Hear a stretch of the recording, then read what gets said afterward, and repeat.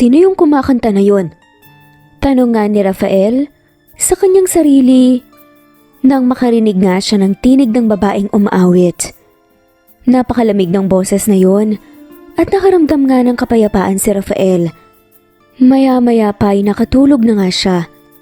Ang totoo, 6 na buwan na nga simula nang mamatay sa isang malagim na aksidente ang nakababatang kapatid na babae ni Rafael, si Yana. Malapit na malapit sila sa isa't isa kaya naman naging napakahirap para sa kanya ang pagkawala nito. Nakaramdam siya ng depresyon. Hindi siya makakain, hindi rin siya makatulog. Hindi na nga rin siya lumalabas ng kanyang kwarto. Bago ang aksidente ng kanyang kapatid, maayos naman ang lahat. Kilala si Rafael bilang isa sa pinakabatang CEO sa bansa. Sa edad na 25, ay siya na ang namamahala ng mga negosyo ng kanilang pamilya. Gwapo at matalino din si Rafael kaya naman napakaraming babae ang nagkakandara pa na mapansin siya. Kwela at masayahin nga rin si Rafael pero lahat ng yun ay nagbago ng maaksidente at masawi ang kanyang kapatid. Na-trauma nga siya ng dahil doon. Samantala sa kasalukuyan, 8:00 na ng umaga nang magising si Rafael. Napangiti pa nga siya. Napakagaan ng kanyang pakaramdam. Nakatulog siya ng 8 oras at hindi na nga niya maalala kung kailan siya huling nakatulog ng ganun katagal. Ang sarap ng tulog ko ah. Sino kaya ang kumakanta kagabi? Tanong nga ni Rafael sa kanyang sarili. Muli siyang nagkulong sa loob ng kanyang kwarto. Wala siyang ibang ginawa kundi ang manood ng TV at magbasa ng libro. Hindi na nga rin siya lumalabas ng kwarto simula nang nangyari ang aksidente. Gabi-gabi, naririnig nga ni Rafael ang magandang boses na umaawit nga kaya naman gabi-gabi na nga rin siyang nakakaramdam ng kapayapaan. Nakakatulog na nga rin siya ng 8 oras at minsan higit pa. Isang gabi, naghihintay nga siya na marinig ang boses na yun pero nabigo siya. Lumabas nga siya ng kanyang kwarto at nakita niya ang tray ng pagkain na nasa labas ng kanyang pinto.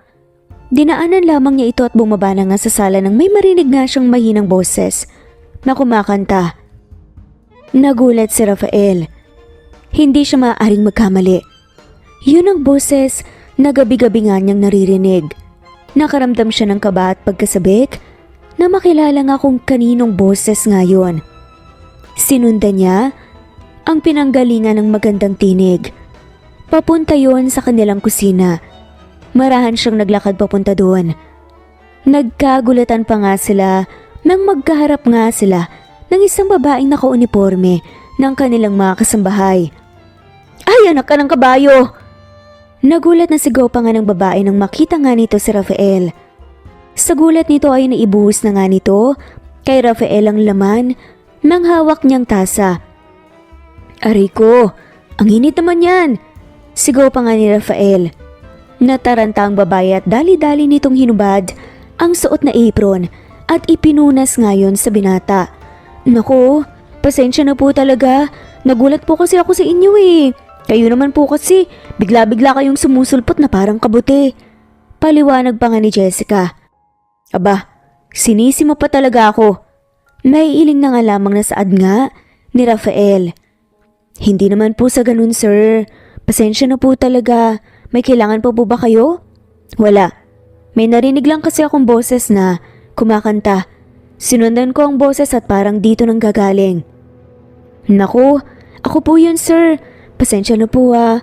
Nabulahaw po ata kayo. Medyo hilig ko lang po kasing kumanta. Pasensya na po sa abala. Dito ka ba nagtatrabaho? Tanong ni Rafael. Opo, sir. Kasambahay po ako dito. Sagot naman ni Jessica. Bakit ngayon lang kita nakita? Nagtatakang tanong nga ni Rafael. Sir, hindi naman po kayo lumalabas ng kwarto niyo eh. Ang putlaan niyo nga po eh. Ako po ang nagdadala ng pagkain niyo araw-araw. Iniiwan ko lang po sa may pinto niyo. Ang tray dapat na pagkakainan niyo. Madalas ko nga po kayong hintaying lumabas pero hindi po kayo lumalabas. At bakit mo naman ako hinihintay lumabas? Tanong pa nga ni Rafael. Sabi po kasi ni Nanay Lita Hintayin kitang lumabas at kunin ang pinagkainan mo po. Hindi ko po alam na naririnig niyo ang pagkanta ko. Pasensya na po sir hindi na po mauulit. Hindi naman madiretso ni Rafael ang dalaga na gusto sana nga niyang lagi itong marinig na kumanta. Naisip na nga lamang niyang kaibiganin muna ito bago humingi nga ng pabor. Ano ba yung naibuhos mo sa akin? Kape ba yan? Opo sir, katatapos ko lang po kasing nagtrabaho tsaka magkakape po sana ako. Sagot naman ni Jessica. Kape sa gabi? Tanong naman ni Rafael. Alam ko po medyo weird Hindi po kayo ang unang nagsabi sa akin yan. Napailing si Rafael. No, I don't think it's weird. Nagulat lang talaga ako dahil akala ko ako lang ang umiinom ng kape sa gabi. Actually, pampatulog ko pa nga ang kape kung sa iba pang pagising. Ganun po? Salamat naman at hindi pala ako nag-iisa. Magtitimpla po ako ulit ng kape. Baka po gusto niyo pong ipagtimpla ko rin kayo. Sige please. Hintayin ko na lang sa garden at gusto ko rin sanang magpahangin. Seryosong saad pa nga ni Rafael. Sige po sir, dadalhin ko na lang po sa garden. Naglakad papunta sa hardin si Rafael pero hindi maalis sa kanya ang paghanganga nang makitang ngumiti ang dalaga. Matangkad dito at balingkinitan. Maputi rin ito at singkit nga ang mata. Napakanipis ng mga labi. Nang ngumiti ito dahil sa kape, lumabas pa nga ang isang malalim na dimple sa kaliwang pisngi nito. Hindi naman maipaliwanag ni Rafael ang nararamdaman niya sa pagngiti nga ng dalaga. Ilang minuto rin siyang nakaupo sa hardin nang dumating nga si Jessica na may dalang tray at 2 tasa ng kape. May dala din itong sandwich.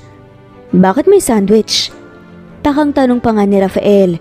Nako, masama po kasi ang kape kapag walang laman ng tiyan, sir. Alam ko pong hindi po kayo kumakain kaya bawal ka pong magkape hanggat hindi mo po kinakain ng sandwich na yan.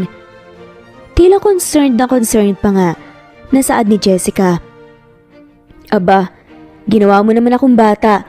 Natatawang sabi na nga lamang ni Rafael pero hindi rin niya maipaliwanag na sumunod naman siya dito. Kinain niya ang sandwich na gawa nito.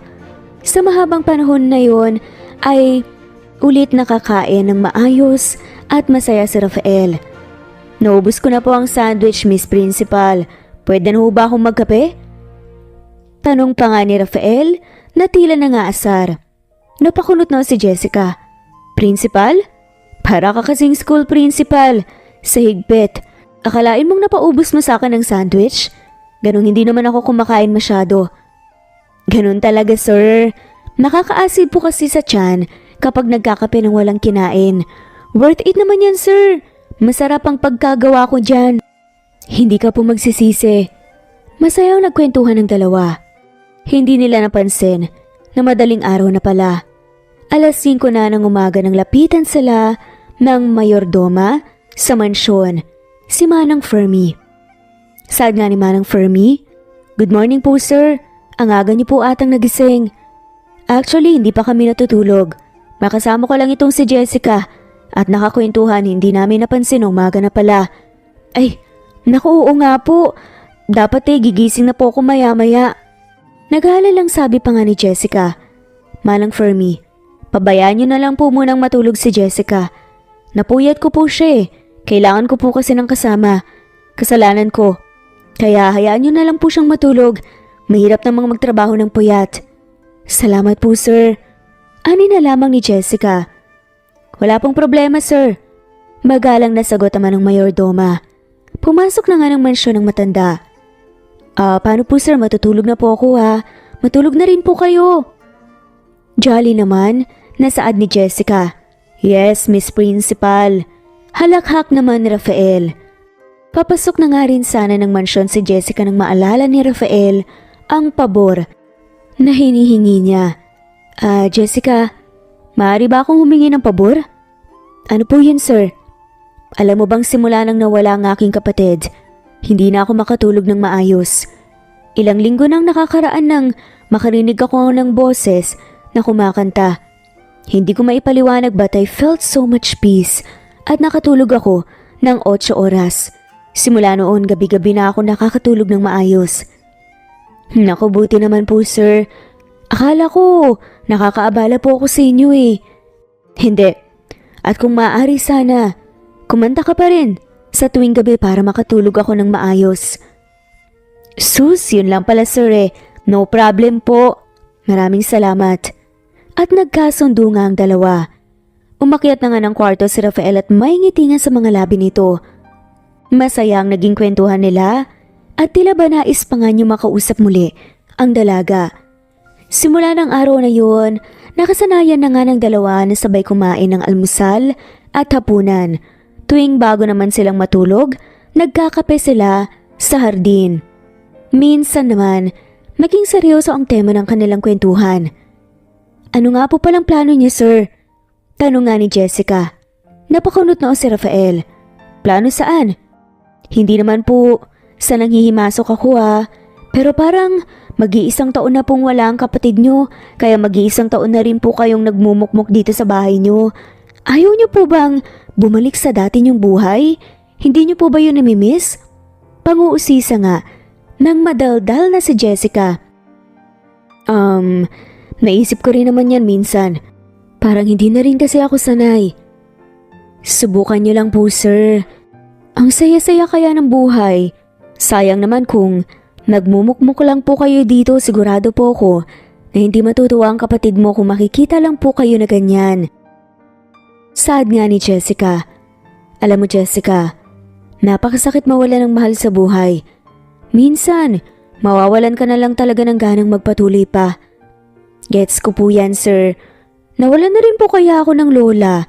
Kung hindi mo na itatanong sir, bata pa lang po ako nang maghiwalay ang mga magulang ko.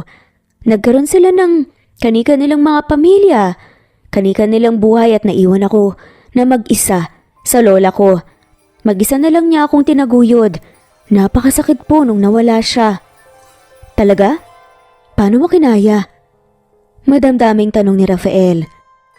Naptila ba humihingi ng tulong kay Jessica? Nung una, para ako mababaliw, gaya niyo po. Hindi rin ako lumalabas ng bahay, tumigil ako sa pag-aaral at sa pagtatrabaho. Tapos ayun, naalala ko po na hindi pala kami mayaman at hindi ako kakain kung hindi ako magtatrabaho.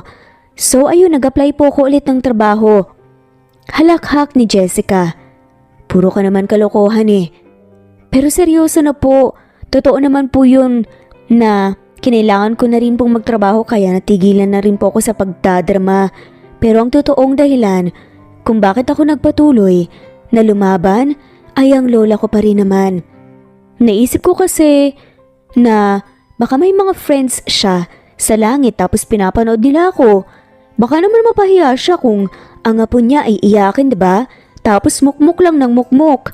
Hindi ko alam kung totoong nakikita niya ako mula sa langit. Pero kung totoo man, gusto kong maging proud siya sa akin.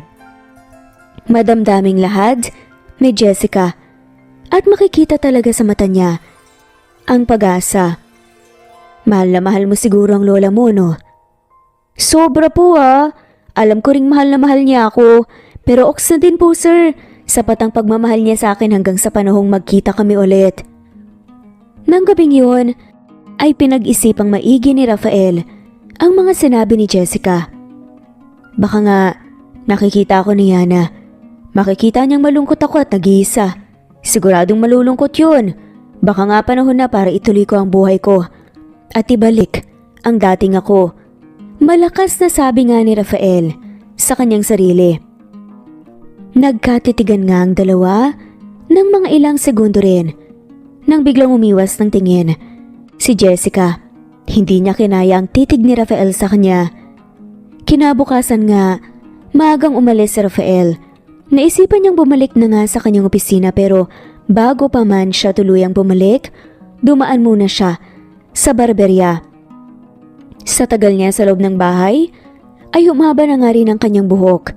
Umabot na nga yun sa may balikat niya. Pati ang balbas at bigote niya, napakalago na nga rin at hindi na nga halos makita ang kanyang muka. Pagdating niya sa opisina, nagulat naman ang mga empleyado. Good morning po sir, welcome back. Bati nga ng mga to. Naging abala si Rafael ng araw na yun. Halos hindi na nga niya namalaya na hapon na pala. Masaya siyang umuwi. Naglilinis sa harap ng bahay si Jessica nang dumating si Rafael. Hi! Nakangiting bati nga ni Rafael sa dalaga. Good morning po, sir. Sino pong hinahanap niyo? Uy, Jessica, ano ka ba? Ayos ka lang ba? Sad nga ni Rafael. Po? Ano pong ibig niyong sabihin? Ako to, si Rafael. Hindi mo ba talaga ako nakikilala? Ganun ba talaga ako kapangit dati? Natatawang tanong pa nga ni Rafael. Sir Rafael? Hala, hindi ko po talaga kayo nakilala. Teka, bagong gupit po kayo? Pati balbas at saka bigote niyo wala na. Naka-formal na damit na rin po kayo. Lumabas po kayo? Jolly na tanong nga ni Jessica. Yes, galing ako sa opisina. Wow, talaga po. Kamusta po, sir? Actually, namiss kong patakbuhin ang negosyo namin. And to be honest, may mga kinakaharap ng problema ang aming negosyo kaya tamang-tama ang pagbabalik ko. Kwento nga ni Rafael kay Jessica. Sabi naman sa'yo, sir kayang-kaya mo yan. At kung sakali mang nakikita ka pala ng kapatid mo, sigurado akong masaya siya at proud na proud siya sa'yo. Salamat sa'yo, Jessica. Kung hindi dahil sa'yo, hindi ako magkakaroon ng lakas ng loob bumalik sa dati kong buhay. Wala yun. Malakas ka sa akin Lalo ngang naging malapit sa isa't isa sina Rafael at Jessica. At hindi nagtagal naging magnobyo nga si Rafael at Jessica. Walang ligawang nangyari. Napag-usapan lang nila na mahal na nga nila ang isa't isa. At hindi na nga sila mapaghiwalay pa kaya naman tinanggap na nga rin ng dalaga ang hiling ni Rafael na maging nobya niya. Halos nakabalik na nga sa normal si Rafael sa tulong ni Jessica. Hindi naman nagtagal nakarating nga ang balita sa kanyang mga magulang. Agad silang umuwi ng Pilipinas. Nagulat pa nga si Rafael nang dumating nga sa mansyon ng kanyang mama at papa. Ma, pa? Anong ginagawa niyo dito? May nangyari ba? Gulat na tanong pa nga ni Rafael. Wala, iho. Nag-report lang sa akin ng ating kumpanya at nagbalik ka na raw. Bakit hindi mo man lang kami pinagsabihan? Tila nagtatampo pa nga nasaad ng kanyang mama. Biglaan lang din po kasi mama Pero pagsasabihan ko naman po talaga kayo. We're so happy that you're back, iho. Wika pa nga ni Doña Tessa, ang mama ni Rafael. Masaya rin po ako, mama. Ngiting sa adaman ni Rafael. Sigurado ako matutuwa ang kapatid mo kung nakikita ka lamang niya ngayon.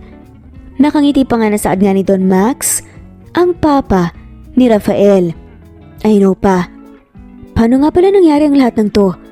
Akala namin he'll be lost for good.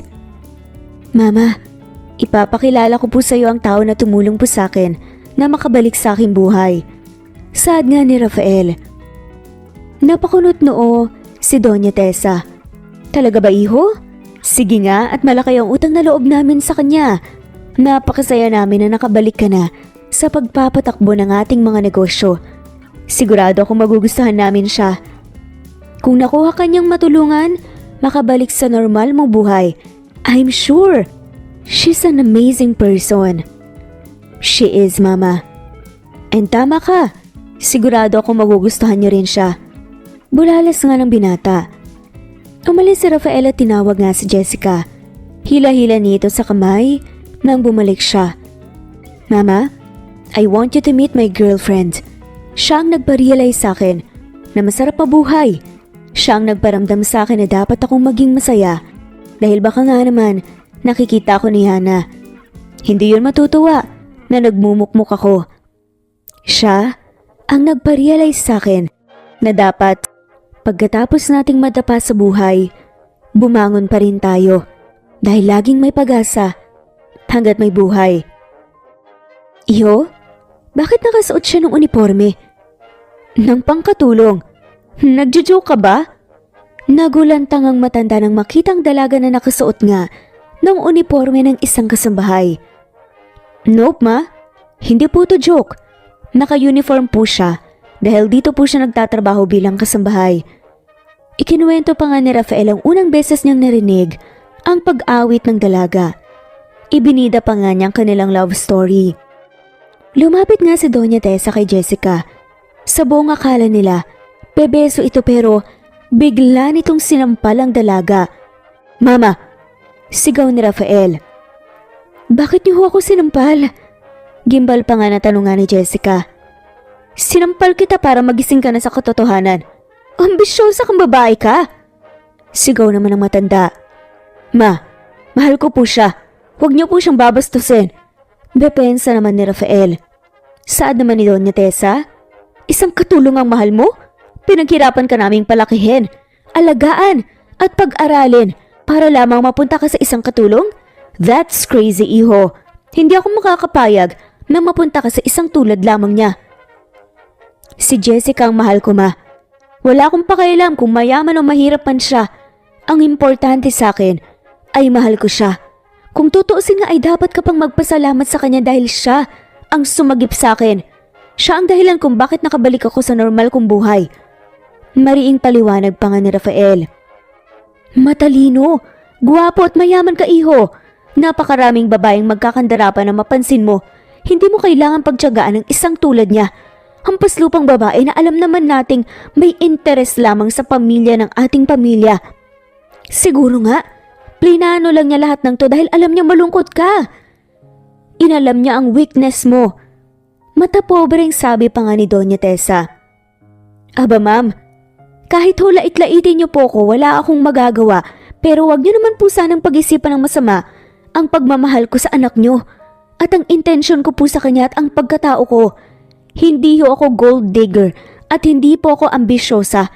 Mahal ko ho ang anak niyo dahil mabait at malambing po siya at hindi dahil sa pera niya. Nakita ko po ang mabuti niyang puso. Hindi naman po ako nanghihingi ng pera sa kanya eh." Depensa pa nga ni Jessica para sa kanyang sarili. Wala namang nagnanakaw na umaamin na magnanakaw siya, hindi ba? Bakit mo naman naaminin na gold digger ka? Eh di, napurnada lahat ang plano mo. Sayang pa. Patuloy na sabi pa nga ng matandang babae. "Stop it, mama." Sigaw naman ni Rafael. "Fine, iho. I guess ang importante sa ngayon ay nakarecover ka na sa pagkawala ng iyong kapatid. Mahirap din naman yun para sa amin, ng iyong papa. Pero wala tayong magagawa. Kailangan pa rin naman nating mabuhay. Hindi naman mawawala ang alaala ng iyong kapatid. Nasa puso lamang natin siya habang buhay." Ani pa nga ni Doña Tessa. Walang imik na nagtungo nga ang mag-asawa sa kanilang kwarto. Isinunod naman ng mga kasambayang kanilang magbagahe. Nang pumasok na nga sa kanilang kwarto ang mama at papa ni Rafael, pinuntahan niya si Jessica para humingi ng paumanhin sa asal ng kanyang mga magulang. Sa kusina niya natagpuan ng dalaga. "Andito ka lang pala. Kanina pa kita hinahanap eh." Tinapos ko lang kasi yung mga ligpitin dito sa kusina. May kailangan ka ba?" Tanong nga ni Jessica na namumula pa ang mga matatilong mula sa pag-iyak nga dahil sa mga sinabi sa kanya ng matanda. "Wala naman. I just wanted to check kung ayos ka lang ba. Gusto ko lang din humingi ng paumanhin sa inasal ng aking mga magulang. Pasensya ka na, Jessica. Kakausapin ko sila muli." Nahihiyang sabi pa nga ni Rafael. Hinaplos pa nga niya ang pisngi na sinampal nga ng matanda. Yumuko siya at marahang hinalikan ng pisngi nito. "Alam ko namang hindi nila ako matatanggap. Hindi lang sa mga telenovelas nangyayari ang mga to, Rafael. Sa totoong buhay din, may mga ganito din. I'm sorry, Jessica. Hindi kita gustong masaktan." "Alam ko naman yun, Rafael. Huwag ka mag-alala. Sisiw lang naman sa akin ng ganyan. Pasok sa isang tenga tapos labas sa kabila. Nag-aalala lang talaga ako kasi baka bigla mo na lang akong iwan dahil sa mga magulang ko. Pero pagsasabihan ko sila, poprotektahan kita. Hindi kita iiwan, no. Mahal kita, Rafael. At hindi kita susukuan. Ipaglalaban kita. Ang sweet naman ng mahal ko, kaya naman mahal na mahal kita eh. Mas mahal kita." Nakangiti namang saad ni Jessica. "Teka, kung magpakasal na kaya tayo?" "Huy, ano ka ba? Baka nabibigla ka lang." Napailing si Rafael. "Hindi naman. Naisip ko lang kasi, doon din naman papunta, di ba? Yung relasyon natin, bakit? Pa tayo maghihintay, di ba? Gusto kitang pakasalan, Rafael. Pero parang hindi kasi maganda ang timing. Kita mo naman siguro ang naging reaksyon ng mga magulang mo, hindi ba? Jowa pa lang yan ha. Paano pa kapag nalaman nila na magpapakasal tayo? Baka ma-heart attack ang mama mo, no? Biro pa nga ni Jessica. Sino bang nagsabi na kailangan nilang malaman? Ha?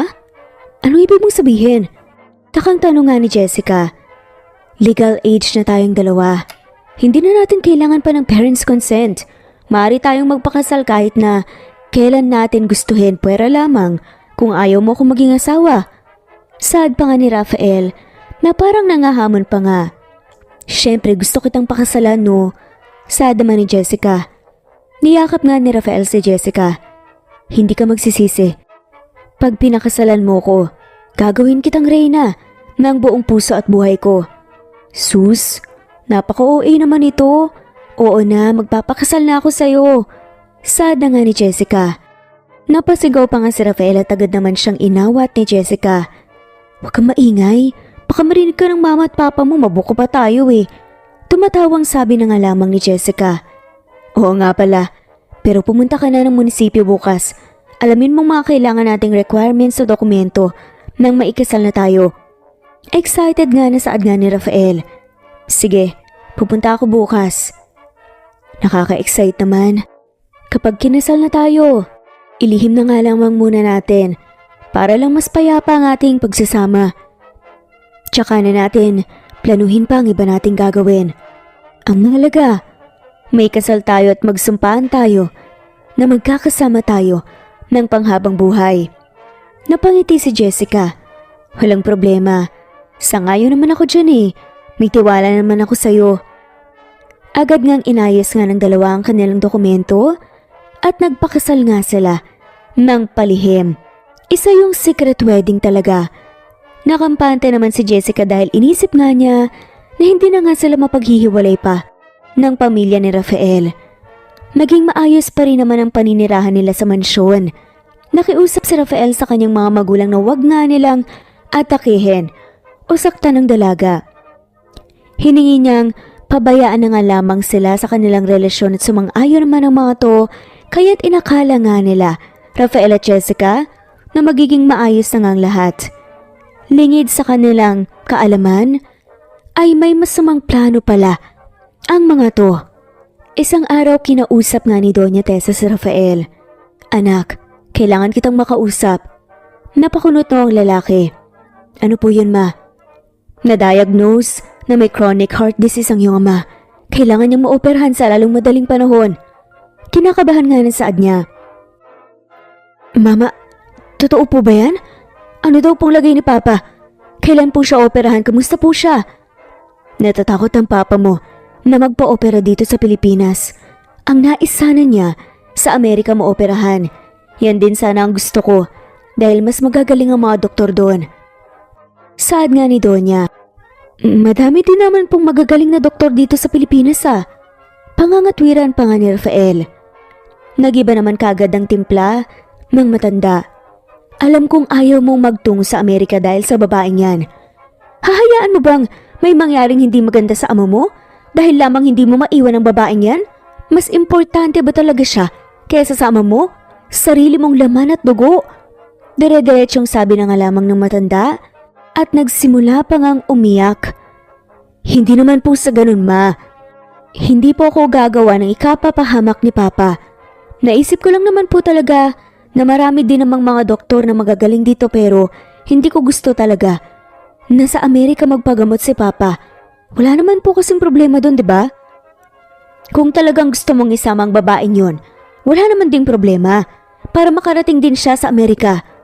Nagpanggap pa ngang matanda na ayos lang sa kanya si Jessica para wag ngang maghinala si Rafael sa mga susunod nilang plano. Talaga, ma? Okay na ho sa inyo na isama ko si Jessica at ang pagmamahalan po namin? Masayang-masaya nga ang binata sa kanyang narinig. Mahal niya ang mga magulang niya pero mahal din niya si Jessica. Masakit para sa kanya kapag hindi nagkasundo ang mga to. Sure, anak. Wala naman akong magagawa sa gusto mo eh. Malaki ka na at may sarili ka ng desisyon. Mahal ka namin ng papa mo at hangad namin ang ikaliligaya mo. Sad pa nga ni Doña Tessa. Maraming salamat mama. Ipapaayos ko na po kaagad ang mga dokumento ni Jessica. Oo nga pala, wala pa palang visa si Jessica. Nagkunwari pang nagulat ang matanda pero ang totoo parte ito ng plano niya para mapaghiwalay ang dalaga at ang kanilang anak. Madali naman pong ipaayos yun. May mga koneksyon naman po tayo. Nakaiting sabi pa nga ni Rafael. Hindi naman mahina ang utak nito pero hindi pa rin ito makahalata. Marahil dahil mahal din niya ang kanyang mga magulang at mas pinili niyang magtiwala sa mga to at huwag silang pag-isipan ng masama. Pero hindi na makakahintay pa ang iyong papa anak. Baka naman mapano na siya kung hintayin pa natin na magkaroon ng visa si Jessica. Alam mo naman na matagal nga ang pag-aayos ng ganun, di ba? Naiintindihan ko naman po ma. Mauna na lang po tayo. Susunod na lamang po si Jessica kapag okay na po lahat ng dokumento. Mapapatakbo ko naman po ang kumpanya natin kahit nasa Amerika ako. Ikinatuwa naman ni Donya ang sagot ni Rafael. Naayon ito sa kanyang plano. That's good, iho. Puntahan mo na ang papa mo at sabihin mo nga alis na tayo kaagad para mapaoperahan na siya. Nag-aalala na kasi ang papa mo na baka hindi ka sumama. Dahil malala na daw, ang lagay ng matanda ay kailangan kaagad na magtungo na nga sa Amerika ang pamilya. Kinausap naman ni Rafael ng maayos ang kanyang asawa. Han, critical lang ang lagay ni Papa, kaya kailangan naming mauna sa Amerika. Huwag kang mag-alala, ipapaayos ko kaagad ang papeles mo para makasunod ka sa amin. Iintindihin ko naman, at hangad ko naman talaga na maging maayos ang lagay ng Papa mo.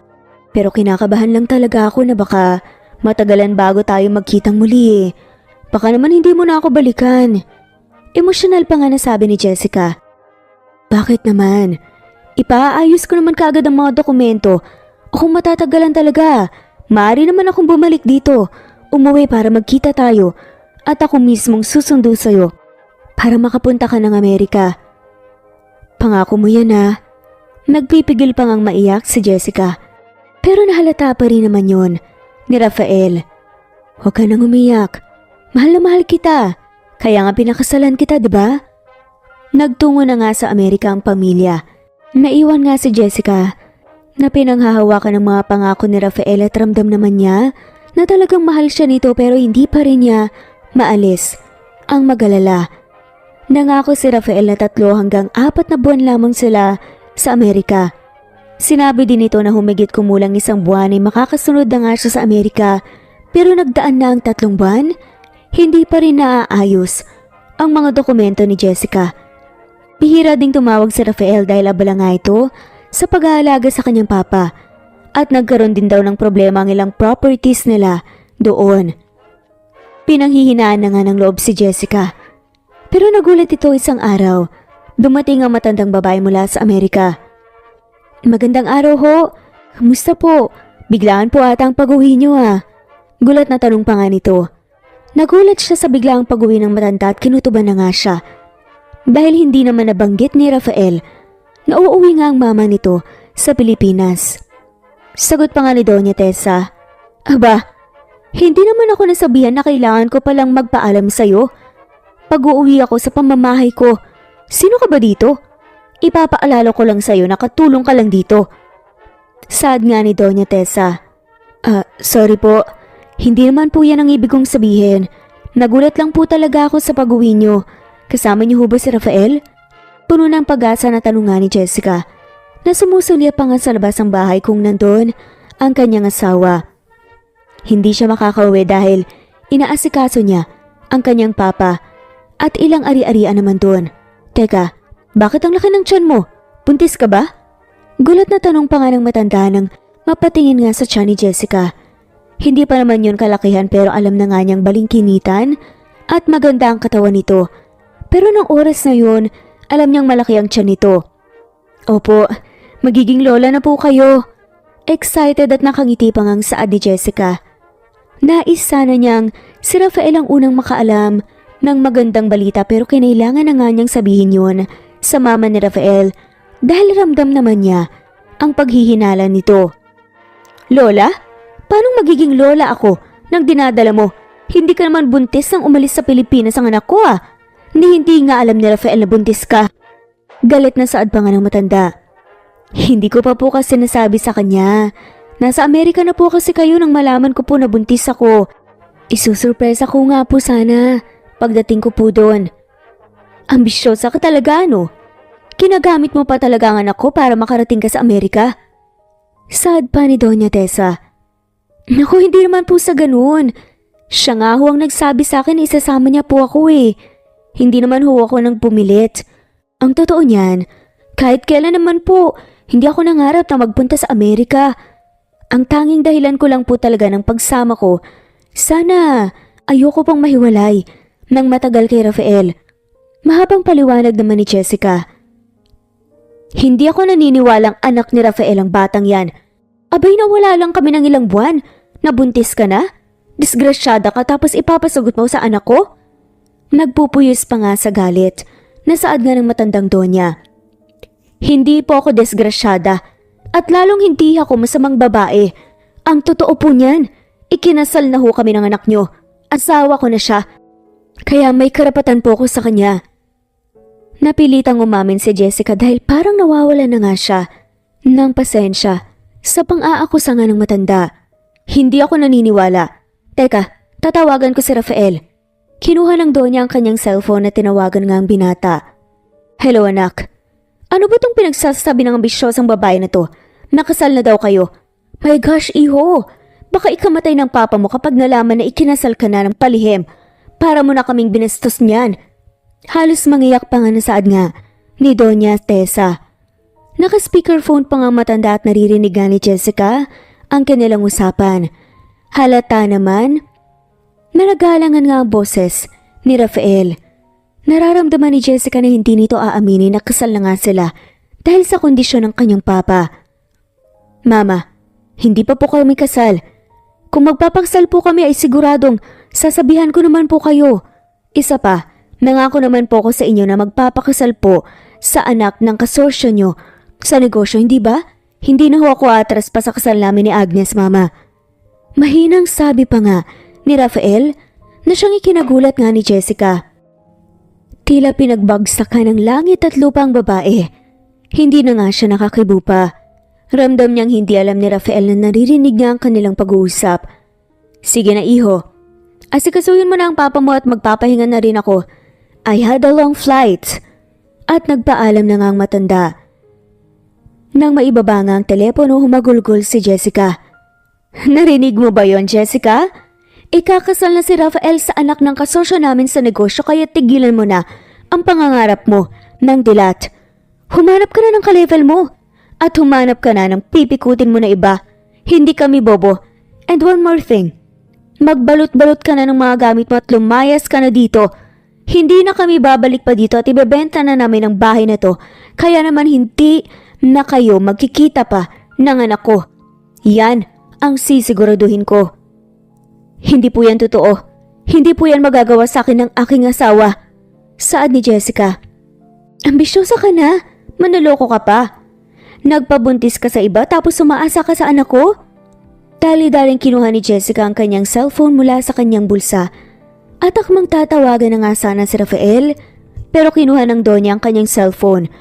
At inilublob nga sa baso ng kape na nakapatong sa lamesa. Pipigilan pa sana ni Jessica ang Donya pero sinampal at sinabunutan nga siya nito. Huwag niyo po akong saktan. Buntis po ako, nakikita niyo naman po, di ba? Baka may masamang mangyari sa anak ko. Umiiyak pa nga naawat nga ni Jessica. Wala akong pakialam. Dahil hindi ko naman kaano-ano ang ipinagbubuntis mo. Ang kapal na mukha mong babae ka. Sigaw ni Doña Tessa. Kinaladkad pa nga ng Donya si Jessica palabas nga ng gate ng kanilang mansyon. Pilit na kumakawala nga si Jessica pero hindi naman siya makalaban dahil nakabantay nga ang mga bodyguards ng matanda. Nang nasa labas na nga siya ng gate ay wala na nga siyang magawa kundi umiyak. Ilang sandali pa dumating na nga ang isang kasambahay at nilapag nga ang bag ni Jessica. Nandoon nga ang kanyang mga damit. Pasensya ka na Jessica, napagutusan lamang ako. Malungkot na sabi ng kasamahan ni Jessica. Naiintindihan ko naman. Pulong ni Jessica. Kamit ang kaunting pera niya. Nangupahan nga siya ng isang maliit na kwarto. Dito niya makikilala si Nando na may gusto nga sa kanya pero kaibigan lamang ang turing niya dito. Nakatira si Nando sa katabing kwarto. Binata rin nito at nagtatrabaho sa isang maliit na grocery store. Naging magkaibigan sila at ito ang umaalalay sa kanya sa kanyang pagbubuntis. Napakalaki kasi ng tiyan ni Jessica at hirap na nga siyang kumilos madalas. Triplets ang pinanganak ni Jessica. Pinilit niyang buhayin ang mga anak. Lahat ng klaseng trabaho pinasok na niya. Malaki ang galit ni Jessica kay Rafael. Pinabayaan siya nito at ni anino nito hindi man lamang niya nakita. Sa pakiwari niya ay natulinga ang kasal nito kay Agnes. Nawala na lahat ng mga pangako at plano nga nito para sa kanila. Kasal sila at may legal nga siyang karapatan pero wala naman siyang pera para manghabla. At hindi rin niya alam kung paano sisimulan. Naisip din niyang kayanin na nga lamang ang lahat. Hindi para sa kanya, kundi para sa anak niya. Hindi niya gustong ipilit ang kanyang sarili sa tao na hindi naman pala siya kayang panindigan o ipaglaban. Madalas niyang ipagdasal na sana wag nang mag-cruise pa ang kanilang landas pero dadaan ang 7 taon at magkikita pala silang muli. Makalipas nga ang 7 taon, napadaan si Rafael sa comfort room ng kanilang opisina nang may marinig nga siyang pamilyar na boses. Napakalamig ng boses ng babaeng yun habang kumakanta ng isang makalumang kanta. Natigilan siya sa paglalakad. Teka, parang kakilala ko ang boses na yun ah. Hindi ako maaaring magkamali. Ilang sandali pa, nanatili nga si Rafael sa labas nga ng comfort room. Hindi rin niya maipaliwanag kung bakit pero nanatili nga siyang nakatayo at nakikinig sa boses na yun. Nanumbalik sa kanyang mga nangyari ilang taon na nga rin ang nakakaraan. Napakasakit ng mga yun para sa kanya. Ang alam lang kasi ni Rafael ay niloko nga siya ni Jessica. Pinaniwala siya ng kanyang mama na ibang lalaki ang nakabuntis dito na hindi naman imposible dahil umalis nga siya na hindi pa man alam na buntis nga si Jessica. Nagkaroon pa nga ito ng buwanang dalaw. Kaya mahirap ngang paniwalaan na si Rafael, ang ama ng triplets, na ipinanganak at pinalaking mag-isa ni Jessica. Natigil ang pagbabalik tanaw nga ni Rafael ang biglang lumabas nga ang isang babae. Ito pala ang kumakanta sa loob ng comfort room. Natulala si Rafael nang makaharap ito. Ikaw? Gulat na tanungan ng babae. Nakasuot ito ng uniforme ng pang-janitress. May dala pa nga itong timba at mga gamit pang linis. Jessica, anong ginagawa mo dito? Sabi ko na nga ba't pamilyar ang boses na yun? Bakit ka kumakanta sa comfort room ng aking opisina? Galit na tanong pa ni Rafael. Nanumbalik ang galit niya dito. Opisina mo to? Halatang nagulat nga rin si Jessica. Oo. Janitress ka dito? Tanong pabalik ng binata. Oo. Pero pwede naman siguro ako magpa-assign sa ibang department kung saan hindi ko makikita yung pagmumukha mo. Singhal pa nga ni Jessica. Wait, bakit parang ikaw pang galit sa akin? Sumbat naman ng binata. Malamang! Alam nga namang ikaw ang magagalit, diba? Let me just remind you, Jessica. Ikaw ang nanloko sa akin. Sumbat pa nga ni Rafael. Napakunot na si Jessica. Excuse me? Ikaw ang umalis at hindi mo na ako binalikan pa. Pinakasalan mo ko, pero nagpakasal ka rin sa ibang babae sa Amerika. Kanino mo naman nasaga pang fake news na yan? Paano ako magpapakasal sa iba? At sa Amerika, kasal nga tayo, di ba? Narinig ko mismo nang kausap ka ng mama mo sa telepono nung umuwi siya sa mansyon nyo. Rinig na rinig ko na tinatanggi mong mag-asawa na tayo. Sinabi mo rin na magpapakasal ka sa ibang babae. What? Naalala ko pa yan. Umuwi si mama sa Pilipinas noon. Andun ka nung kausap niya ako? Tanong nga ni Rafael. Oo. At dinig na dinig ko kung paano mo sinabi na magpapakasal ka sa anak ng kasosyo sa negosyo ng mga magulang mo. Jessica, sinabi ko lang yun dahil may sakit ang papa. Wala naman talaga akong balak na magpakasal sa babaeng yun. Unang-una, labag yun sa batas. Pangalawa, hindi ako naniniwala sa arranged marriage. At pangatlo, alam mo naman siguro, nakasal na ako, diba? At ikaw ang mahal ko. Hindi ako magpapakasal sa isang tao na dahil lamang sa negosyo.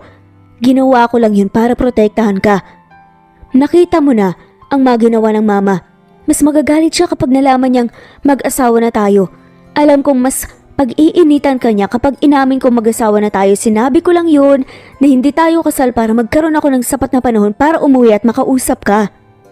Pero bakit hindi ka na bumalik? Bumalik ako agad, Jessica, pero wala ka na sa mansyon. Ang sabi ng mama, sumama ka na daw sa lalaking nakabuntis sa'yo. Kitang-kita ang lungkot sa mga mata ni Rafael. Hindi ako umalis. Pinalayas ako ng mama mo. Kinaladkad pa nga ako palabas ng bahay eh. Sinaktan din niya ako kahit na nakikiusap akong baka may mangyari sa pinagbubuntis ko. Hindi nga niya ako pinayagang makapag-impake ng maayos. Saad pa nga nito kay Rafael.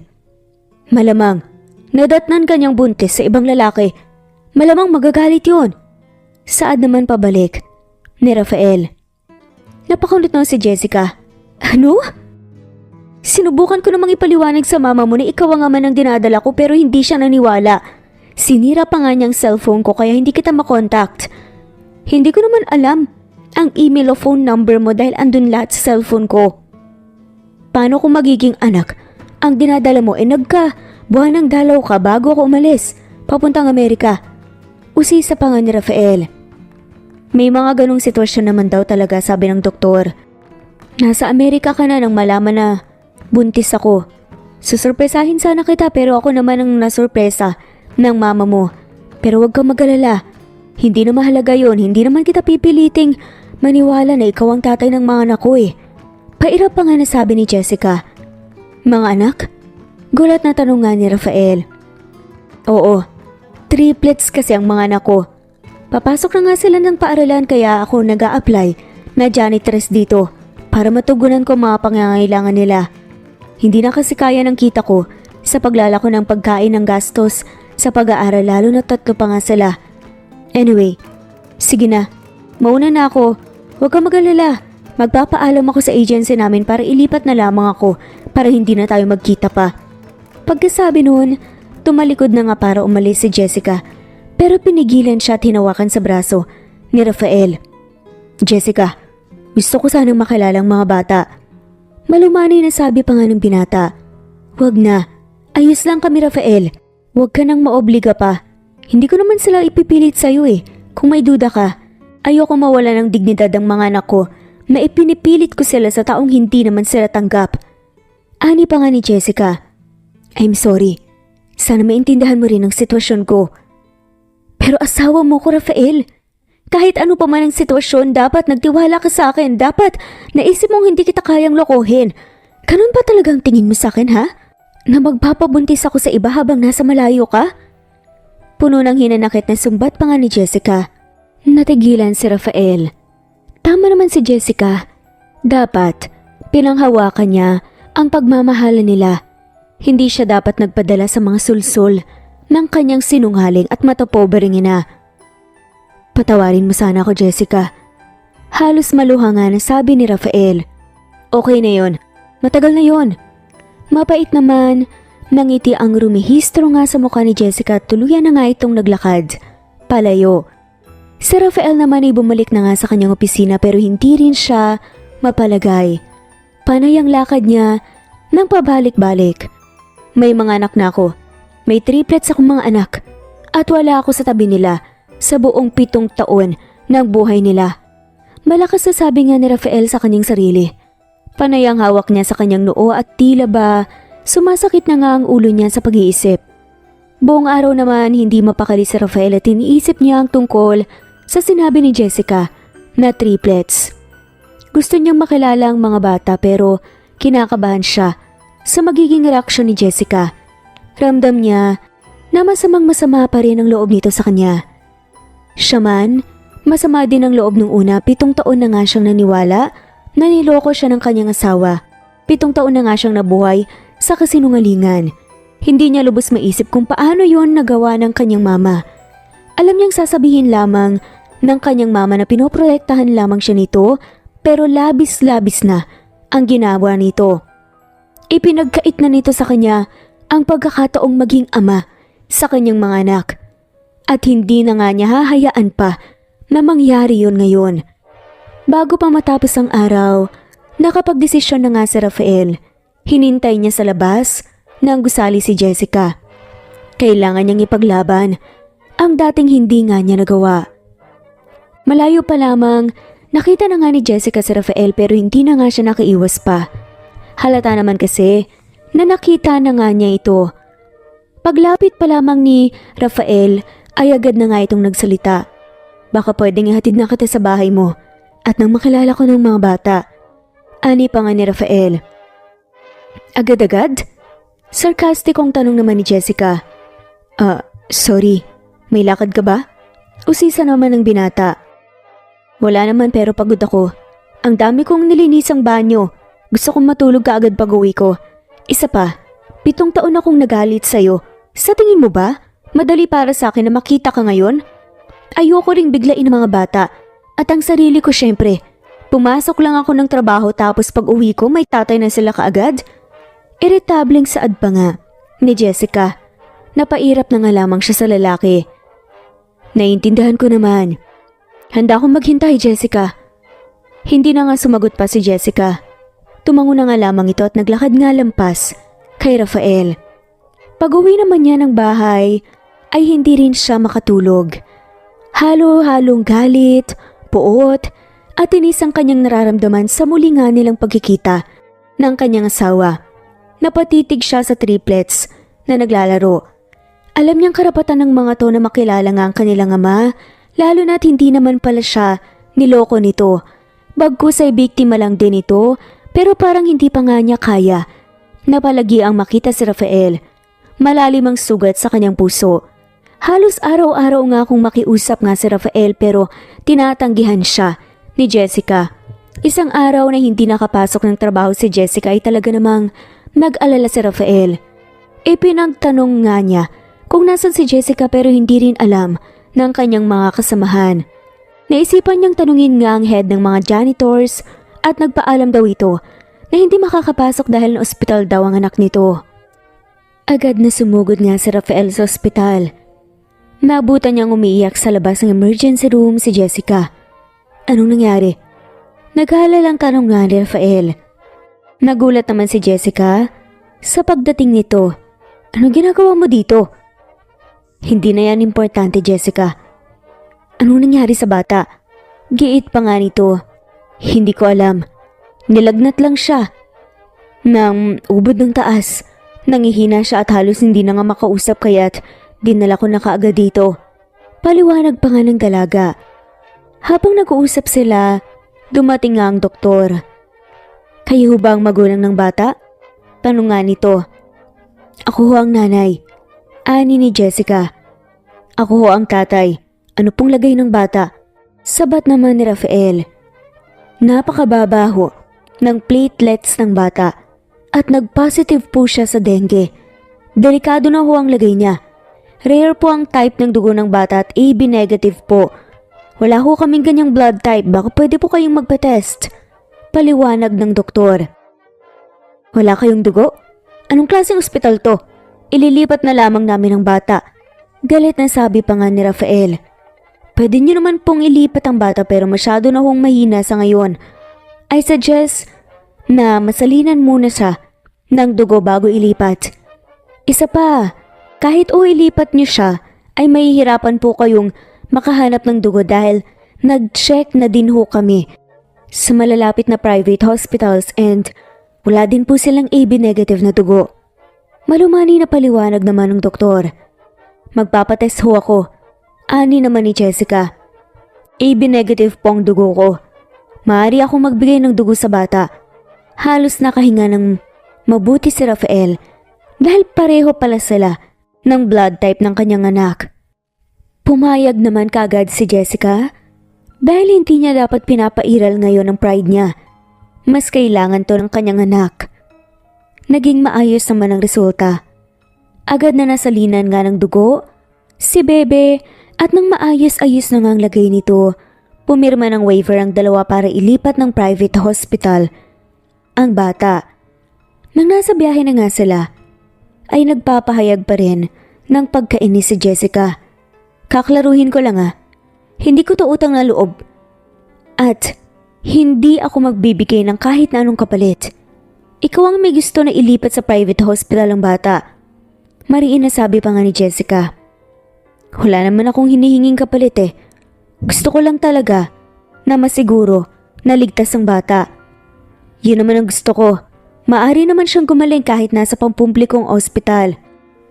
Napakababa ng immune system ng bata. Maari siyang makasagap ng mga sakit o impeksyon kapag sa pedia ward siya ilalagay. Iba-iba ang sakit ng mga bata doon. Tama naman ang sinasabi ni Rafael. Pero dahil sa tindi ng galit niya dito, ay ayaw sana niyang magkaroon ng utang na loob dito. Ano nga palang pangalan ng bata?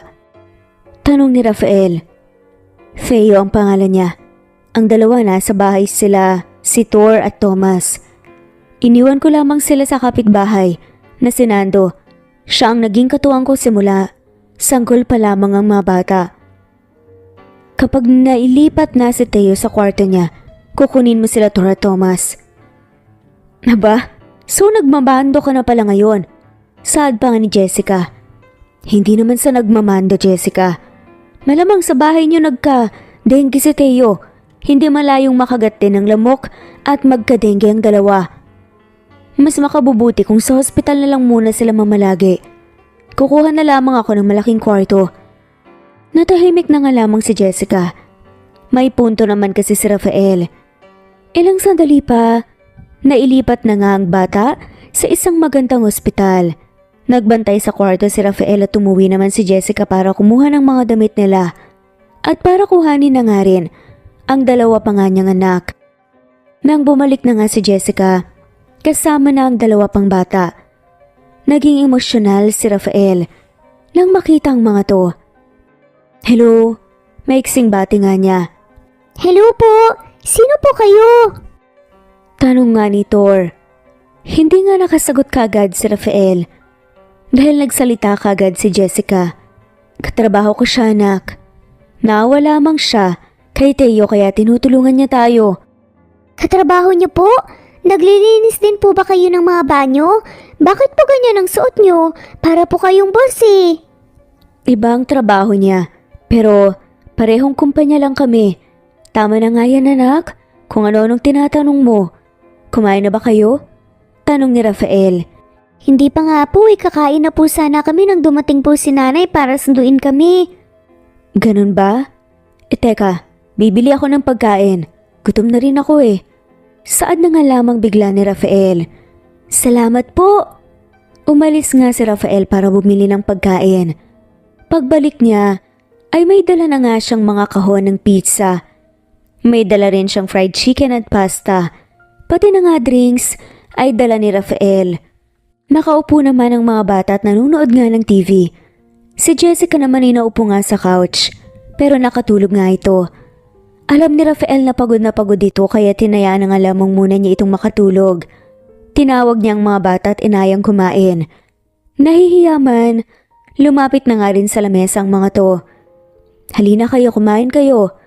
Nakakahiya naman po. Ang dami niyo pong binili tsaka mukhang mamahalin pa po ang mga yan. Huwag kayong mahiya. Para sa inyo talaga lahat ng yan. At gutom na rin pala ako. Tara, kain tayo? Pilit kinukuha ni Rafael ang loob ng mga bata. Itinatago naman niya ang pagiging emosyonal. Ang totoo ay gustong-gusto na nga niyang yakapin at hagkan ng mga to. Matapos kumain, ay pinaharam nga ni Rafael ang kanyang cellphone sa mga bata at naglaro sila ng mga games. Nagsisigawan sa tawa ang mga to, kaya naman naalimpungatan si Jessica. Ang ingay niyo, baka magising ang kapatid niyo. Ano ba ginagawa niyo? Sorry po, Nay. Naglalaro lang po kami. Ibalik niyo na nga yung cellphone. Baka masira niyo pa yan. Sad nga ni Jessica. Hindi naman yan masisira, Jessica. Hayaan mo na silang maglaro at maiinip lang ang mga yan. Hindi na kita ginising. At alam ko namang pagod ka. Kumain ka na, Jessica. Ipinagtabi ka na namin ng pagkain. Masuyong saad na nga lamang ni Rafael kay Jessica. Nay, kumain ka na po. Ang sasarap po ng mga pagkain binili po ni Sir Rafael. Busog pa ako. Busog? Kailan ka pa ba huling kumain? Kailangan mong kumain, Jessica. Kailangan mo ng sapat na lakas. Kailangan ka ng mga bata, lalo na si Theo. Tumayo si Rafael at ipinaghanda nga ng pagkain si Jessica. Inabot nga niya dito ang isang plato na may mga pizza, chicken at pasta. Sige na, kumain ka na. Kahit para sa mga bata lang. Umirap na nga lamang si Jessica pero inabot niya pa rin ito ng plato. Nakaramdam na nga rin siya ng gutom nang maamoy ang laman ng plato. Bumalik sa lamesa si Rafael at kumuha nga ng tubig para kay Jessica. Muli itong lumapit at iniabot nga ang bottled water. Nakaramdam naman ng tuwa si Jessica. Ramdam naman niya ang effort ni Rafael. Ngumiti siya at nagpasalamat. Ikaw, kumain ka na ba? Oo, kasabay kong mga bata. Kumain na kami habang natutulog ka. Salamat sa pag-asikasa mo sa kanila. Sad na nga lamang ni Jessica. Wala yun. Masaya akong makasama sila. At sana nga, mas matagal ko pa silang makasama. Natahimik lamang si Jessica. Hindi niya alam kung handa na ba siyang maging parte ng buhay nila Rafael. Nakakaramdam din siya ng takot na baka gawan nga siya muli ng masama ni Doña Tessa at Don Max. Ayaw niyang madamay sa kaguluhan ang kanyang mga musmus at inosenteng anak. Ilang araw ding nanatili sa ospital si Theo. Araw-araw ding dumadaan sa ospital si Rafael pagkatapos ng kanyang trabaho. Tila ba hindi kumpleto ang kanyang araw kung hindi nga niya makikita si Jessica at ang mga bata. Nagdadala siya ng pagkain at mga laruan para may pagkaabalahan nga ang mga bata. Hindi ka ba napapagod? Maghapon ka sa opisina tapos dumadaan ka pa dito sa ospital. Kaya ko namang asikasuhin ng mga bata. Sad nga ni Jessica isang araw. Parang kulang ang araw ko kung hindi ko sila nakikita. Sagot naman pabalik ni Rafael. Natahimik lamang si Jessica. Ayaw naman niyang maging masaya dahil baka may nakaambang lungkot na naman. Unti-unti na nga ring bumuti ang sitwasyon ng anak nilang si Theo. Pinipilit naman ni Rafael na may kapagayos nga sa dalaga pero tila malaki talaga ang galit nito sa kanya. Nang pauwi na nga ang bata, ay pinipilit ni Rafael si Jessica na ipagtapat na sa mga bata na siya ang tunay na ama ng mga to. Mga anak, sandali lang ha. May pag-uusapan lang kami sandali sa labas. Paalam nga ni Jessica sa mga bata. Sige po, nanay. Halos sabay-sabay naman sabi ng triplets. Hinila ni Jessica si Rafael palabas ng kwarto. Dito na pinakawalan nga ni Jessica ang lahat ng galit na matagal na nga niyang kinikimkim. Porket nakatulong ka? Gusto mo nang sabihin na ikaw ang tatay nila? Yan ang habang sinasabi ko eh. Kaya nagdadalawang isip ako na pabayaan kang tumulong. Alam kong may hihingin kang kapalit. Galit na sabi ni Jessica. Hindi ako humihingi ng kapalit, Jessica. Karapatan kong makilala ko ng mga anak ko bilang kanilang ama. Anong karapatan ang sinasabi mo? Nawala na yan nang iwan mo kami. Kritikal ang kondisyon ni Papa. Hindi ko sila masuway. Dinukot ni Rafael ang cellphone sa kanyang bulsa at pinakita yon kay Jessica. Ayan ang ticket ko nun. Pauwi na ako ng Pilipinas. Tatakasan ko ang pakiusap nila na maikasal ako sa babaeng gusto nila. Nagpanggap lamang ako na magpapakasal para makauwi ako sa'yo. Paliwanag ni Rafael. Dito na naiyak si Jessica. Bakit ba galit na galit sa akin ng mama at papa mo? Porket ba katulong lang ako dati? Porket ba't mahirap lang ako? May karapatan na silang gawin ang lahat ng to sa akin? At sa mga bata. Jessica, alam ko hindi maganda ang ginawa nila. Pero sa ngayon, hindi importante yan. Ang importante tayo. Ang kasalukuyan. Alam ko pagbabayaran din nila ang mga masasamang nagawa nila. Pero Jessica, mahal pa rin kita. Ikaw ang pinakasalan ko. Hindi ko naman maiaalis sa'yo na magalit ka sa akin pero sana man lang mabigyan mo ko ng sapat na panahon para makasama ang mga anak natin. Sana mabigyan mo ko ng pagkakataon na maging ama sa kanila. Emosyonal na pakiusap pa nga ni Rafael. Nag-uusap sila nang bigla silang makarinig ng kaluskos at nakita nila bukas ang pinto. Pagpasok nila ng kwarto ay nakita nilang umiiyak ang mga bata. Magkakatabi silang nakaupo sa gilid ng kama. Mga anak, bakit kayo umiiyak? Nag-aalalang tanong pa nga ni Jessica. Narinig po namin kayong nag-aaway. Siya po ba ang tatay namin? Tanong nga ni Thor. Napabuntong hininga si Jessica. Hindi naman kumikibo si Rafael. Ramdam ni Jessica na may respeto pa rin ito sa kanya. Hindi ito sumasagot. Oo anak, siya ang tunay niyong tatay. Mahinang sagot na nga lamang ni Jessica. Hindi ko kayo iniwan mga anak. Sana maniwala kayo sa akin. Emosyonal na sabi naman kaagad ni Rafael. Narinig naman po namin ang pag-uusap niyo ni nanay. Naniniwala naman po kami sa'yo. Pwede na po ba namin kayong tawaging tatay? Nahihiyang tanong nga ni Thomas. Aba oo naman. Ako ba maaari ko na ba kayong yakapin? Oo naman po. Sabay-sabay na sagot nga ng triplets. Lumapit nga si Rafael at niyakap ang kanyang mga anak. Naging malapit sa kanyang mga bata sa nakaraang araw na magkakasama sila pero hindi siya nagkaroon ng lakas ng loob na yakapin ng mga to. Mahal na mahal ko kayo mga anak. Huwag na po kayong mawawala, tatay. Dati pa po namin gusto magkaroon ng tatay eh. Ani nga ni Thomas. Hinding-hindi na ako mawawala mga anak. Ang gusto ko nga sana, makasama ko kayo ng mas matagal. Kung papayag nga ang nanay niyo gusto ko sanang sa akin na muna kayo tumira. Nahihibang ka na ba? Galit na tanong nga ni Jessica. Hindi ba't sinabi ng doktor na kapag nagka-dengue ang isang bata ay mas mataas ang tsansa na magkaroon siya ulit nito? At paano kung sila Thor at Thomas naman ang magka-dengue? Look, hindi ko minamalit ang bahay na naibibigay mo sa mga anak natin. Pero kailangan nila ng ligtas na lugar. My children deserve all the best things in life. Pabayaan mong ibigay ko sa kanila ang mga bagay na dati pa dapat nilang nakuha. Pakiusap nga ni Rafael. Hindi ako papayag na tumira sa'yo. Paano kung gawa na naman ako ng masama ng iyong mama at madami pang mga bata? Okay lang sana kung ako pero kung pati sila, hindi ko kakayanin. Ramdam ni Rafael ang takot at pag-aalala sa boses ni Jessica. Hindi din naman niya masisisi kung na-trauma na nga ito sa mga nangyari dati. Hindi ako makakapayag na makalapit pa sila sa'yo. Sa inyo, poprotektahan ko kayo ng mga anak natin. Bigyan mo pa sana ako ng pagkakataon, Jessica.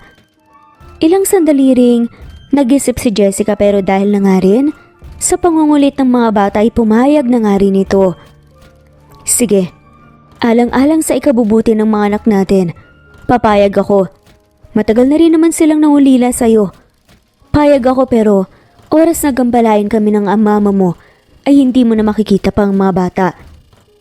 Mali na pumayag akong magpaapi sa mama mo noon pero ngayong may mga anak na tayo, hindi ako papayag na gambalain niya kami. Banta pa nga ni Jessica. Hindi na siya magpapaapi pang muli. Ipaglalaban niya ang kanyang mga anak. Pangako. Maiksi ngunit makabuluhang sagot naman ni Rafael. Nang araw na yun nga, dumiretso sila sa bahay nila Jessica para kunin ang kanilang mga gamit. Nahabag nga si Rafael sa itsura ng kanilang bahay. Napakaliit lamang noon at sira-sira pa. Malapit din sila sa sapa kaya marahil nagka-dengue ang bata dahil madaming lamok na nanggagaling doon. Ramdam naman ni Rafael na ibinigay nga ni Jessica lahat ng kaya niya pero sadyang mahirap lang talaga bumuhay at magpalaki ng 3 bata na mag-isa. Nakaramdam ng pagkakonsensya si Rafael kahit na alam naman niya na ginawa niyang lahat ng kaya niya. Nagpaalam na nga rin si Jessica kay Nando. Nando, ito nga pala si Rafael, ang tatay ng mga bata. Doon na muna kami titira sa bahay niya. Nakakatakot kasi na baka pati sila Tor at Thomas magkadengge dito eh. Isa pa, nakiusap ang mga bata sa akin na makasama ang kanilang ama. Mahabang paliwanag naman ni Jessica. Kita naman ang lungkot sa mukha ni Nando. Matagal na itong may gusto kay Jessica bagamat nilinaw naman niya na kaibigan lamang ang tingin niya dito. Nag-aayos nga ng gamit si Jessica at naiwang magkausap nga sina Nando at Rafael. Sinabi sa akin ni Jessica na ikaw daw ang naging katuwang niya ng mga panahong wala ako. Mahabang kwento pero naging biktima lang din ako ng mga ginawa ng aking mama para mapaghiwalay kami. Naikwento nga sa akin ni Jessica. Salamat sa lahat ng mga naitulong mo sa aking mag-iina. Tatanawin ko tong utang na loob, ang lahat ng mga ginawa mo para sa kanila. Wala yun. Ang totoo, mahal ko si Jessica. Pero sa unang araw pa lamang ng pagkakakilala namin, sinabi na niya kaagad sa akin na kaibigan lang talaga ang turing niya sa akin. Ikaw pa rin ang mahal niya, Rafael. Ang swerte mo at mahal na mahal ka niya. Kahit na nangyari yan sa inyo, sa kabila ng lahat ng nangyari, ikaw pa din ang mahal niya. Huwag mo sanang sayangin yun. Sana, alagaan at mahalin mo sila ng mga bata. Huwag mo sanang hayaang magambala sila muli ng iyong mama. Makakaasa ka. Salamat muli. Matapos kunin ang kanilang mga gamit, dumiretso na nga sila sa kondo ni Rafael. Halos lumuwa naman ang mga mata ng triplets nang makita ang napakagandang kondo. Dito na po tayo titira? Tanong nga ni Teo. Ayaw mo ba, anak? Biro pa nga ni Rafael. Gusto po namin dito. Sabay-sabay na sabi naman ng mga bata. Mga anak, sa inyo tong kondo na to. Lahat ng meron ako ay para sa inyo. Nakangiting sabi naman ni Rafael. Baka naman ma-spoil ang mga bata. Saad naman ni Jessica. Ano ka ba? Para sa kanila talaga ang mga yan. Ilang taong naipagkait sa kanila ang buhay na dapat tinatamasa nila. Nakapangiti na nga lamang si Jessica. Masaya na rin ako na mahal mo ang mga bata. Mahal ka rin nila. Salamat sa pagkakataong ibinigay mo sa akin, Jessica, para makasama muli ang mga bata. Karapatan mo naman yun eh. At karapatan din ng mga bata na makasama ka. Eh ako, legal na asawa mo pa rin ako, di ba? May karapatan din ba ako sa'yo? Pilyong tanong pa nga ni Rafael. Puro ka talaga kulukuhan. Hinampas pa nga ni Jessica sa braso ang binata at namula nga ang pisngi nito sa sinabi ni Rafael. Bakit ba? Hindi naman tayo nagpa-annul, di ba? Legal din ang kasal natin kaya ibig sabihin mag-asawa pa rin tayo. Oo na. Ang totoo, hindi naman talaga ako nagkaroon ng nobyo simula nung nagkahiwalay tayo eh. Siguro dahil kahit papaano, umaasa rin ako na magkakaayos pa tayo. Ako rin, Jessica. Kahit nung panahong puno pa ng galit ang puso ko, naiisip pa rin kita. Inaasam ko pa rin na makita kita. Ang dami ring nangyari sa atin, ano? Minsan sumasama ang loob ko, Rafael. Bakit hindi na lang naging normal ang love story natin? Iba-iba naman talaga ang kwento ng bawat isa, Jessica. Sa tingin ko ang importante nagkita pa rin tayo. Wala na akong reklamo sa mga nawalang panahon sa atin. Wala na rin naman tayong magagawa eh. Hindi na natin maibabalik ang dati. Ang importante, magkasama na tayo ulit ngayon. Huwag na nating sayangin pa ang oras na meron tayo. Huwag nating sayangin ang pagkakataon na meron tayo ngayon. Matindi ka ring mangumbinsi eh. Ang galing mo. Sige na nga. Saad na lamang ni Jessica. Pinatigil na ni Rafael si Jessica sa pagtatrabaho bilang janitress. Nais niya nga sikasuhin na nga lamang nito ang mga bata lalo na at nagsimula na nga rin pumasok sa paaralan. Nagkabalikan na nga rin sila, kaya naman gusto ni Rafael na si Jessica mismo ang nag-aasikaso sa kanya sa tuwing umuuwi siya galing sa opisina. Namuhay naman sila ng masaya at payapa ngunit sa kabila ng kanilang paglilihim ay nakarating pa rin sa mga magulang ni Rafael ang tungkol dito. Sumugod ng matatanda sa kondo. May sarili silang susi dito kaya naman nakapasok sila sa condo, unit, kahit nasa opisina pa nga si Rafael. Si Jessica naman nag-aayos nga ng kanilang mga gamit kaya ang mga triplets lamang ang naabutan ng matanda. Sino kayo? Tanong nga ni Doña Tessa nang makitang nakaupo sa sofa ang tatlo at nanonood nga ng cartoon sa TV. Hello po, ako po si Teo. Ito naman po ang mga kapatid ko na sila Thor at Thomas. Triplets po kami. Dito kayo nakatira? Opo, dito po kami nakatira. Sino po kayo? Anong pangalan ng mga magulang nyo? Ang nanay po namin ay si Jessica at Rafael naman po ang pangalan ng aming tatay. Pero wala po siya dito ngayon eh. Nagtatrabaho po siya. Si nanay naman po nasa kwarto po nag-aayos po ng gamit ni tatay. Napaluha nga si Doña Tessa. Kahit anong tigas pala ng puso nito, lalambot din kapag nakita ang kanyang mga apo. Kamukhang kamukha naman kasi ni Rafael ang mga bata. Hindi may kakalila ng anak niya ang mga to. Ganito din ang itsura ni Rafael ng bata pa nga ito. Pati ang kutis, kulay ng buhok at dimples, nakuha ng mga bata sa ama. Kamukhang kamukha nila si Rafael. Bulong nga ni Don Max na hindi pa nga makapaniwala sa kanyang nakikita. Gusto niyo pong manood ng cartoons? Magiliw na tanong pa nga ng bibong si Teo. Aba oo, ayos lang ba na tumabi ako sa'yo? Opo, ayos lang po. Maganda po itong cartoons. Siguradong magugustuhan niyo po. Kayo po, gusto niyo rin po bang manood? Dito po kayo sa tabi ko. Magkasunod na saad naman ni Tora at Teo sa babae at tumabi nga naman ito sa kanila. Sabi pa nga ni Teo, Kaibigan niyo po ba si tatay? Pwede po bang lolo at lola na lang po itawag namin sa inyo? Wala po kasi kaming lolo at lola eh. Gusto nga po namin magkaroon ng lolo at lola pero wala po. Ayaw daw po sa amin ng lolo at saka lola namin. Malungkot na sabi nga ni Teo. Nagkatinginan ng dalawang matanda. Sa kanilang narinig, nanlumos sila at naramdaman nila ang kanilang pagkakamali. Malakas din kasi ang lukso ng dugo nang makita nga nilang mga bata. Baka naman, nagkamali lang mga lolo at lola nyo. Pero, mahal din kayo ng mga yun. Ani na nga lamang ni Don Max.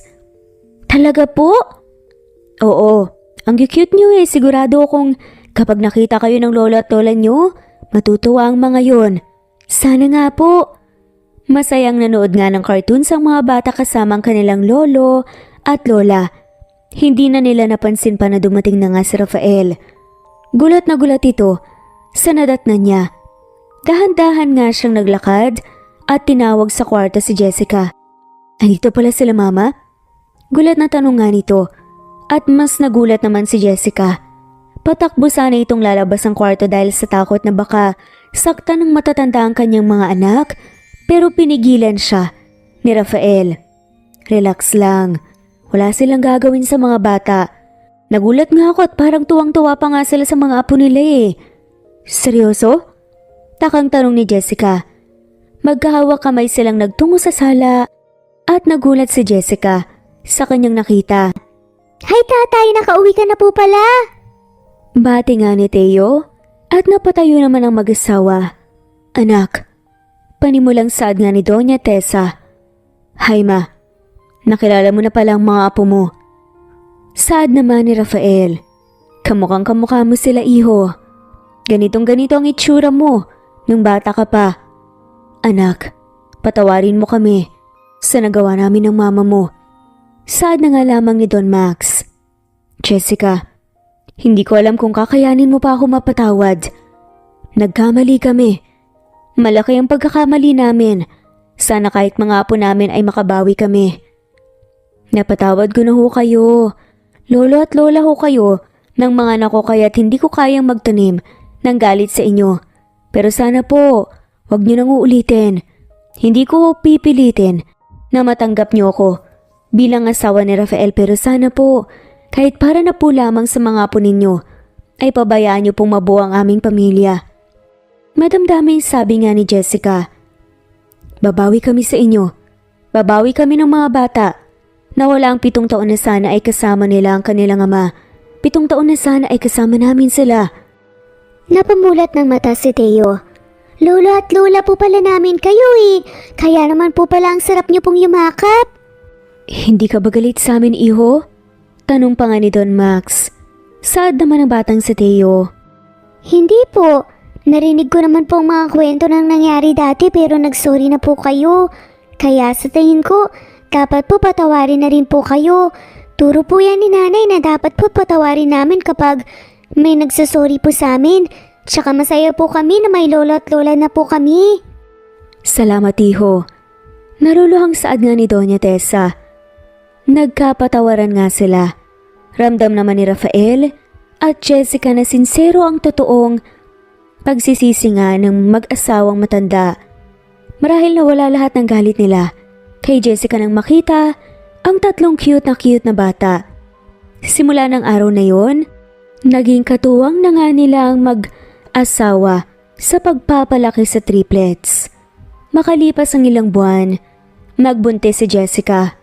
Nang manganak nga ito, ay kamukhang-kamukha naman ni Yana, ang sanggol na babae, kaya naman labis ang tuwa nila. Tuluyan na ngang nawala ng puwang ang galit at sama ng loob sa kanilang pamilya. Lumipat na nga sila sa mas malaking kondo dahil lumalaki na ang kanilang pamilya. Nadagdagan na nga sila ng sanggol na babae at balak pa nga nilang magkaroon pa ng mga anak sa hinaharap. Naging malungkot man ang kanilang kwento, naging masaya pa rin sila sa bandang huli. Mabuti na nga lamang at nalinawan din ang mag-asawang matanda na hindi naman importante kung mayaman o mahirap ang isang tao. Ang importante ay tunay ang kanilang pagmamahalan. Lumipas nga ng mabilis ang mga araw, buwan, at taon, naging masaya naman ang pagsasama nila Jessica at Rafael. Sa katunayan, ngayon nga, nagsiselebrate nga sila ng wedding anniversary nila, ang kanilang secret wedding. Hindi nila akalain na makalipas ang maraming taon, muli silang pagtatagpuin at muli silang magbubuklod. At never naman talagang nawala ang wagas na pagmamahalan nila.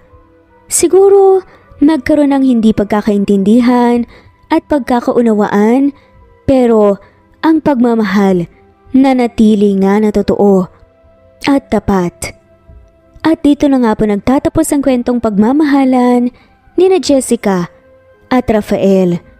Maraming salamat po at i-comment lamang po kung gusto niyo pong magpa-shoutout bilang pasasalamat po sa inyo sa walang sawang pagsubaybay sa aming munting channel.